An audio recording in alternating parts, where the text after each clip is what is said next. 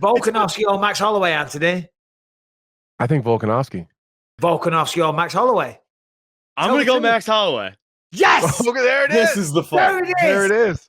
There it is. Harrington, now listen, there's got to be a consequence on both sides. If you win, I would say Anthony has to grow ahead of her, but that's never going to happen. I can't. So pick your punch. I'm pretty confident in this Volkanovski pick too. Hey, Harrington, if you're willing to do this, there has to be a consequence on his side. He has to be a forfeit. You will shave the beard if you lose. But what has Anthony Smith got to do? I'll get a fuck Harrington tattoo. Oh my God. Would you really? I'll get a fuck Harrington tattoo. That's pretty good. That's pretty good. I'm pretty fucking confident in my pick though. Whoa. That's big. Harrington, do you accept the challenge? Yeah, I can't. It's a tattoo. He's putting a tattoo on the line. This still grows back in 2 weeks. Well, we know which way you're leading. You're saying that Volkanovski is going to win this fight. And you're so confident that you're willing to get a fuck Harrington tattoo on yourself if you lose. To me, I'm that confident in it. And that's not a knock on Max Holloway. I couldn't be more of a Max Holloway homer. No. I'm such a fucking a little fanboy of him. Just before you move on, this is what a lot of people need to recognize. Just because you pick someone to win a fight doesn't mean you don't recognize the greatness or the expertise that the opponent has. Do you know what I mean? There might not be anybody else I would pick over Max Holloway other than Volkanovski. That's probably it. I cannot think of who you possibly could in that weight class. Yeah. I just don't. And call me a piece of shit, but he's got 2 wins over him, so it's not like I'm crazy, you know? Well, there you go. History has shown, but go on. Elaborate. I just feel like Volkanovski is growing more. I think that he's made wider strides than Max Holloway since they fought. Now, who knows what Max has done because we haven't seen him since the Yair Rodriguez fight. Maybe he's grown a lot since then. But that fight, there's so much footage and there's so much film out there on Max Holloway, and there's so many guys of so many different styles that have fought him that there's I don't want to say there's a blueprint, but there's a path, and you can kind of figure out what it's going to look like at the end of that path depending on what style you take to fight him. So Volkanovski has been so dominant other than Max Holloway. He hasn't really had a close fight with anyone other than Max Holloway in his entire UFC career. I'm not talking just title run. I'm talking his entire UFC career. He hasn't had a close fight with anybody. Even as exciting as the Ortega fight was, it was only exciting for the couple times that Ortega had him in some trouble. The rest of that fight was one-way fucking traffic for Alexander Volkanovski. So as Ortega made that fight exciting because he stayed in it the whole time and was able to kind of he swung big for the fences and got close, you know. But other than that, it was Volkanovski. So the Yair fight, you know, Max, he's still hittable.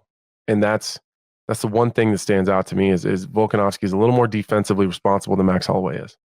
And then also, I mean, look at the Korean zombie fight, Chang Sung-jung. Yeah. But Volkanovski, again, looked like he had improved. I mean, the striking was so fast. That was his best display of striking, in my opinion. And he just brutalized. By far. He brutalized the zombie. He was so fast and technical, you know? He made all the perfect reads. He countered perfect. He was just on fire that night. Mm-hmm. And Zombie's so goddamn tough, he had to be saved from himself. On the flip side, there's something to be said for momentum too. Like, Max is kind of doing these false starts where he's got to fight and then it doesn't work out, and then he's going to fight Volkanovski and then he didn't. Meanwhile, Volkanovski is just steadily knocking contender after contender down. You know, like, he's active and he's been in there. There's something to be said for that. And there's a reason why they talk about eras, whatever eras, right? We're in the Volkanovski era. We were in the Max Holloway era. Before that, it was the Jose Aldo era, maybe a little Conor McGregor era thrown in there as well when he was on the rise. You know, we were in the Anderson Silva era. Then Chris Weidman had a shout. Now it's bloody Israel Adesanya, right? Well, Michael Bisping was in there for a little bit. Yeah, but Michael Bisping was in there. I'll bring it up. You don't have to. I'm not trying to insert myself, but you see what I'm saying? I'll insert you. But what happens is you have these meteoric rise, or you fucking lose loads and you win a few and you lose an eye along the way and then somehow you fucking fluke it and you get it. That's not a meteoric rise. But still, most fighters, they have a big fuck off rise. They become champion of the world. And if they're good enough, like a Max Holloway, like a Chuck Liddell, like a Quinton Rampage Jackson or whoever, you know, there's so many, like a George St. Pierre, so many examples. And then they lose. And then they try and claw it back, but they can't. And they can still go off and win fights, but they can't beat that fucking champion. There is nothing wrong in that. And I totally agree with everything you're saying. I have nothing but the utmost admiration for Max Holloway. I love watching him fight. I love the output. I love the skill. I love everything about the way he fights. But I believe there's, and I hope he can prove me wrong by saying this, and that's not saying that I'm rooting for him over Volkanovski. I'm not. May the best man win. Right. But I think that what history is showing us is that Max Holloway's reign as the champion of the world, which he defended the belt many times, doesn't last forever. Mm-hmm. And there's nothing wrong in saying that. And of course, he's going to be extremely motivated. Of course, he was going to hear something like this and be like, fuck Bisping, man. Oh, it does not talk like that. And want to go up. Yeah, brah. Yeah, fuck. Yeah, brah. Fuck Bisping, brah. Fuck Bisping, brah. Yeah, brah. They didn't know, bro. No, he should say that. He should say That's that. his job. He should hear that and go, no, fuck you. That's what's going to fuel him. That's what's going to motivate him. And I hope he can prove me wrong. But as I just said, with all those examples, and Jason Perillo's father had a great quote, you're not always at the top and you're not always at the bottom, right? And the beauty of that knowledge is knowing that when you're at the top, you know to remain humble because you will fall again. And when you're at the bottom, to stay hungry or eager because you know your time can come again. Things move in circles, but not necessarily being champion of the world. You go to the top, you have a reign, and then the sport passes you by. I'm not saying the sport has passed him by because he's still got a lot to give. I don't know if he can beat Alexander Volkanovski, though. Yeah, I don't know either. And I think people will say, well, look how close the first two fights were. Some people will argue that he won one or both, or that was a long time ago. And if we're talking about the growth that we've seen out of both of those guys since those two fights where they were neck and neck and razor fucking close, who's grown more in their recent performances? I don't think you can argue that it's not Alexander Volkanovski. And that's just how that, and that's what I'm basing my prediction and my analysis and everything off of. We can go X's and O's all fucking day, but who's gotten better? The more I'm talking, I can't wait to see Harrington without a beard.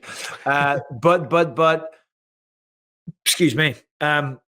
Also for Holloway, I think the pressure's on Holloway more than Volkanovski. Of course, he hasn't got the belt right now. Holloway is dangerous. He did drop him in round one and round two, I believe, in the last fight. Right, in the last fight. I think for Holloway, he's going to go into this fight knowing that not necessarily this is true, but he's going to think the judges aren't my friend. I have to get a goddamn finish, because listen, I thought Max did win that second fight. And I even said it to Volkanovski's face because I had to, because I said it on the broadcast and then I did the post-fight show and he was right there. And if he goes back and watches me saying that on air, but I didn't say it to his face, well, that's just some straight up pussy shit. So I had to be a man and say it to his face. I said, I'm not trying to be insulting. I'm just telling you what I said on air, But regardless, history books show Volkanovski won. So that's going to, I think, potentially put a tremendous amount of pressure on Max to come out, guns blazing, going for the knockout, which will make him dangerous, but I believe will also open him up for counters and maybe leave him at risk of getting knocked out himself. You never know. Right. Yeah. No, I totally agree. He's got to do something different because the way that he's done it the last two fights isn't enough. So he's got to do something different. I'm saying Holloway, bro. What a fucking fight it's going to be, though. I guarantee it's going to be a barn burner. That's the beauty of it. It is such a no matter what, it's a great fight.